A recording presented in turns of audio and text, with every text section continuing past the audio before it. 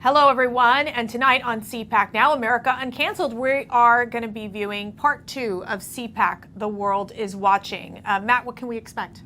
Well, we have this whole focus internationally going to these countries where either socialism has been dominant or socialism is kind of revitalizing itself and taking over people's lives in a tragic way. But we also have this fight domestically, and one of the things the documentary, I believe, portrays is the fact that we've been going to these purple and blue states now for years, and it doesn't get a lot of national coverage, but these are really important CPACs. We went to Georgia before everyone knew that Georgia was such a problem. We went to Minnesota before a lot of people realized this is a state that continues to be very gettable for the right kind of Republicans. And going forward, we've also taken CPAC, as you all know. We went to Florida when Maryland was closed down. We went to Florida and we went to Texas. So we also have this question of, we got to hold on to Florida and Texas in this country or we're doomed. We lose either of those states when it comes to these public policy fights and the important campaigns, we'll lose the whole country.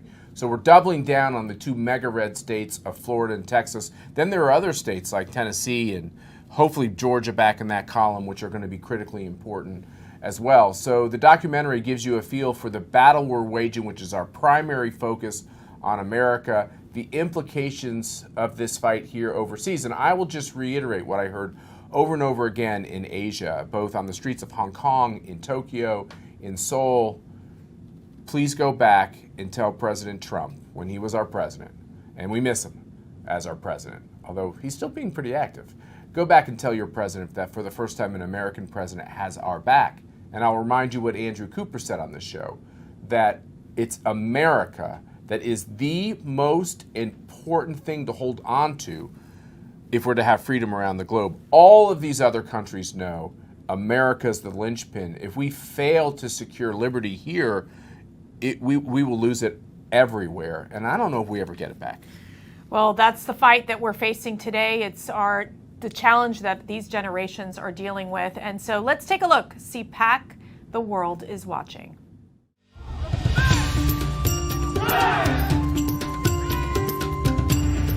Korea CPAC kicks off in Seoul, South Korea, and it's hosted by the American Conservative Union. Just make the statement, CPAC South Korea, and think about it for a little bit.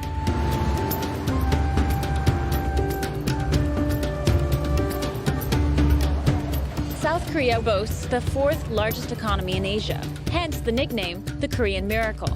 But South Korean President Moon Jae-in is on track to changing that. Moon, often accused of imposing Marxism on Korea, shows alarming simpatico for the communist policies of North Korea. The threat of communism on the peninsula is growing, and this whole socialism threat that we have here in our country is really a problem in so many corners of the globe. CPAC, South Korea. I had to keep pinching myself. Are we really going to go right in the middle of all that and have a CPAC? And would anybody show up? Korea CPAC concluded to a packed ballroom in Seoul's Grand Hyatt Hotel. Though 500 were expected for the debut event, more than 1,000 Koreans showed up, spilling into overflow space at the hotel. Try to move towards socialism. I'm here able to learn about the people in South Korea and the trials and tribulations that they have that are not so different in some sense from some of the things that we're seeing in the United States. In South Korea or in 3 countries around the globe, political disagreements should never be criminalized. What America's been facing for the last couple of years is what Korea is now facing for itself. It's a generational change. It is an inflection point of what kind of a life do you want to live. You don't make your stand now, it may never come again.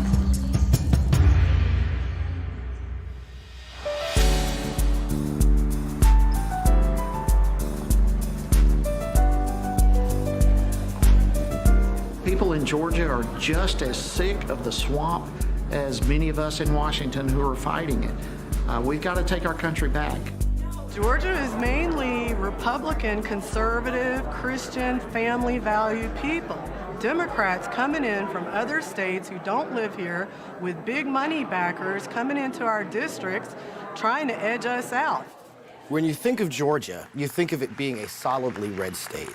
The fact is, Our research shows that there's a real change happening in the state. Congressman Doug Collins is doing a great job. He calls it like it is. He told us about all the shenanigans going on with the rules and the laws in Washington that the Democrats don't want to follow, and it's not right. Georgia is now the 8th largest populous state in the country, and the fake news and liberal media keep saying we're a toss-up state. Let me put it in Trump's terms. He's going to win bigly in Georgia this time. The American Conservative Union, as long as I've been in Washington, has been the most important organization of the right in America, and in many ways, and this is important, in the world. On top of that, there are these regional meetings that it holds, such as this one here in Atlanta. I mean, this is incredible. And then all these international meetings, Tokyo, Seoul, Brazil, across the globe, they're everywhere.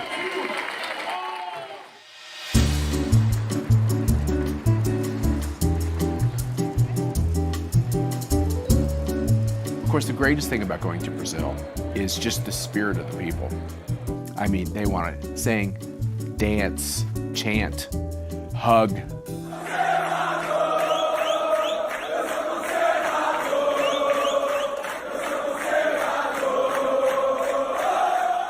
Our biggest message from America is the following. Number one, what you're doing in Brazil, you're giving us hope. Hopefully what we're doing in America is giving you hope. Number two, President Trump stood up in front of the UN and at the Congress, and in every speech he says, America will never embrace socialism.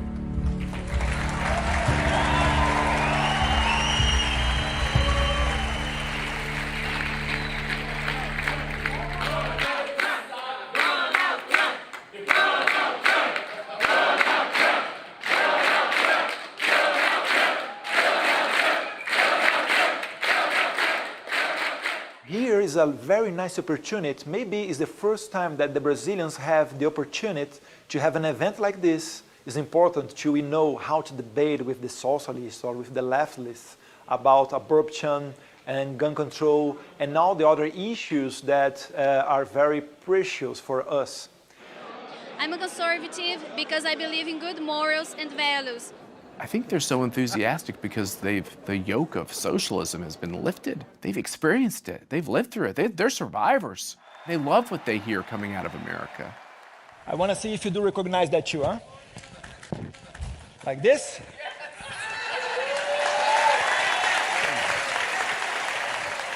You would hear them talk Portuguese, and then they would say, fake news. And people would just start screaming. They totally understood this concept of fake news, which we think only happens here in America. Well, it happens there in Brazil as well.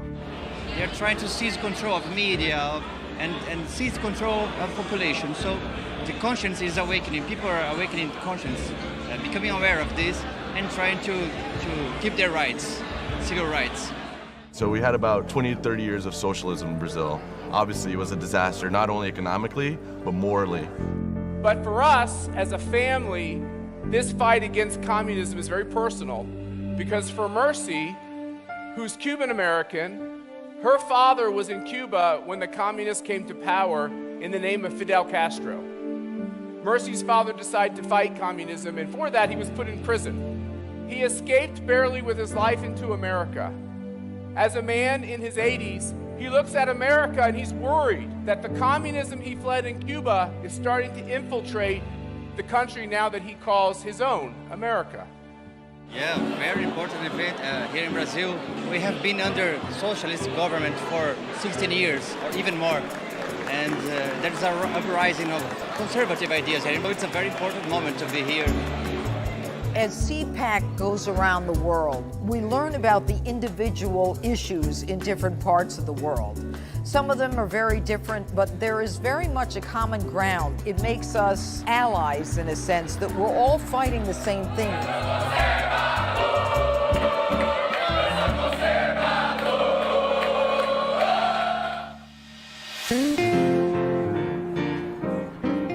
CPAC held in Memphis, covering topics such as the fake news liberal media, the Green New Death and socialized medicine. So many found it so interesting that the American Conservative Union decided to host a CPAC here in Memphis.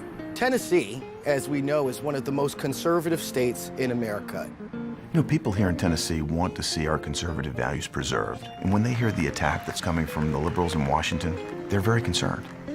Brandon Strzok launched the viral #WalkAway campaign on social media. He says he's walking away from lies, false narratives, and race baiting of the Democratic Party. There are a lot of different minority classes who have been sort of sectioned off into areas of the city. So you have these people saying that, you know, they don't really have a choice but to vote Democrat. That's the only choice that they have politically. They're being told constantly that the Republican Party is racist, bigoted, and that they have no seat at the table over there. Meanwhile, the Democrat Party, huge on gun regulation, which is disallowing people to protect themselves. Every policy that they're pushing is actually to the detriment of these very communities. That's what happens in CPAC, the diversity of thought. Well, guess what? I'm the threat. We the smart black men that don't care about your lives. We know the truth. What Blexit is what the walkaway movement is about. You have different options, explore them, see where you land. But just know that you have a choice. And that choice is about self-empowerment. It's not about identity. It's not about groupthink. It's not about tribalism. It's that you are an individual regardless of the color of your skin, your sexual orientation, your gender, etc. Make the best choices that are right for you and your family. And that doesn't always mean being a Democrat. So Ian, where are we going? We're headed to Chester, SCI, 12 miles south of downtown Philadelphia, to go host the first ever prison CPAC Second Chances inside the facility. We gotta go talk to other people who don't consider themselves conservatives, who might be hostile to conservatism. You know, what's the ultimate place to go to? That would be shocking to people. A prison. At that point, when the team started talking about the CPAC prison, we were like, this is such an interesting opportunity to go to a place where not many people get to go. I was very anxious and very apprehensive and nervous about going into a prison for a couple days. I remember walking into the prison, and I took one of my daughters with me. I took my oldest daughter and my wife. And it's unnerving. We signed in, went through all those big, heavy doors and got inside the prison, and eventually was inside the room with the convicts. And I did what I normally do. I just started going up and shaking hands and talking to people. I'm David Safavian. I'm the General Counsel for the American Conservative Union, and I'm also an ex-offender. So today, we're at the Chester State Prison, where we're holding our first ever prison CPAC. I've been looking at options from the outside of what jobs I can do. I've never seen anything like this. Mr. Matt Schlapp here. I seen him on TV the other day, so it was a great day. It wasn't long ago that I was in an institution like this, and really learning and growing with the things that CPAC is doing. I wish it was something like this that was around when I first came home 18 years ago.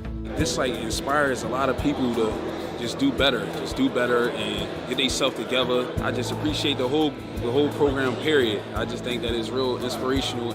We're a lock 'em up and throw away the key type of group. There's plenty of criminals I want to lock up and throw away the key. But then you have this whole question of people who are in prison, mostly for nonviolent crimes, who are going to come out. I think over 80% of the people that we visited with at Prison CPAC are coming out. I want them to come out knowing how to read, having skills, having functional relationships. I appreciate you guys coming out and doing this for us, and it really opened my eyes. Sometimes we don't get looked at as human beings a lot. And it was an opportunity to meet not only offenders, but ex-offenders who've been able to tell the story of hope, where they're saying, I might have a second chance. I might be able to do good in our society. I might be able to go back to my family and work again and have dignity in my life. What makes America great is freedom. And that we're a nation that doesn't just talk about it. We defend our freedoms not only for ourselves, but for people in this country and all around the world.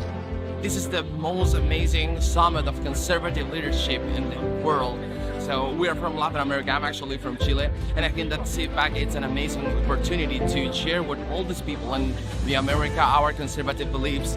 Young people like myself, I'm 18 years old, is where the movement starts. And We are the future of the conservative movement. I remember attending CPAC when I was relatively young, and I saw Ronald Reagan here, and it had an impact on my life. We all love freedom. That's why we're here. America is the place where no matter who you are, no matter where you come from, you have that opportunity for a better life. We believe in the American dream, not in the socialist nightmare. Can you tell me about your button? Sure, but socialism sucks. I mean, it's pretty self-explanatory if you ask me. There is so much love for this country, and we just want to make sure that the direction America is going is in the right direction. They're focused on the conservative issues that are not just the economic conservative issues, but the broader perspective. What does it really mean to be a conservative? A lot of urban America doesn't know the languaging or know about CPAC. So us being here on that main stage, expressing those conservative ideals and showing that urban America is in fusion and in synergy with conservative ideals. But young Americans like you are leading the revival of American liberty, sovereignty, and self-determination. What makes America great? Liberty, limited government, not having the government tell you what you can and cannot do. You have the courage to speak the truth, to do what is right, and to fight for what you believe. Everything that made America great in the beginning is what makes America great today. The best is yet to come. Because together we will make America wealthy again. We will make America strong again. We will make America safe again. And we will make America great again.